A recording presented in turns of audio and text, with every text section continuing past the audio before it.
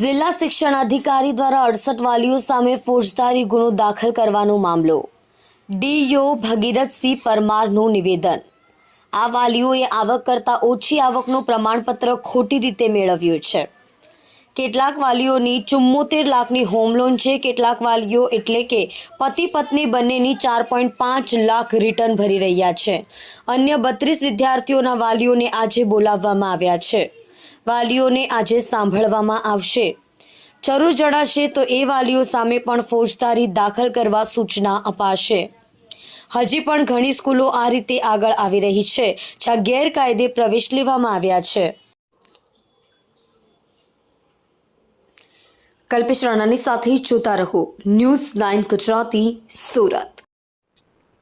RT અંતર્ગત ખાનગી શાળાની અંદર 25% પ્રવેશ આપવા માટેની જે જોગવાઈ છે, જે અંતર્ગત જે વાલીઓએ આવકના ખોટા પુરાવા રજૂ કરી અને પ્રવેશ મેળવેલ છે, તે વાલી વિરુદ્ધમાં પોલીસ ફરિયાદ દાખલ કરવા માટે શાળાના આચાર્યને અધિકૃત કરવામાં આવ્યા છે। હાલ 100 જેટલા એડમિશન કચેરી દ્વારા રદ કરવામાં આવ્યા છે। એ પૈકી 68 જેટલા વાલીઓની વિરુદ્ધમાં આચાર્યને અધિકૃત કરી પોલીસ ફરિયાદ દાખલ કરવા માટે એને અધિકૃત કરી દેવામાં આવ્યા છે। વાલીઓની આવક જોવા જઈએ તો 1 કરોડની લોન લીધેલી હોય, આઈટીઆર રિટર્ન જે છે, કારણ કે આવકનું પ્રમાણપત્ર 1.5 લાખનું રજૂ કરે છે, જ્યારે આઈટી રિટર્ન 3 લાખ, 4 લાખ, 5 લાખના આઈટી રિટર્ન પણ ભર્યા હોય તેવા વાલીઓ જોવા મળે છે।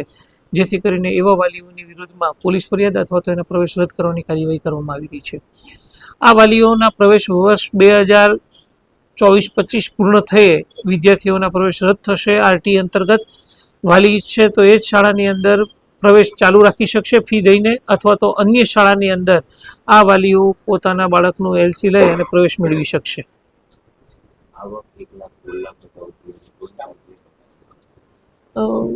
એ વાત કરીએ પ્રમાણે કે આવક 1,50,000 કરતાં વધુ હોય, પરંતુ આવકનું પ્રમાણપત્ર ખોટું રજૂ કર્યું હોય અથવા તો મામલતદાર પાસેથી ખોટું મેળવી અને આ લાભ લીધો હોય તેવા વાલીઓની વિરુદ્ધમાં પોલીસ ફરિયાદ દાખલ કરવા માટેની સૂચના આપવામાં આવી છે।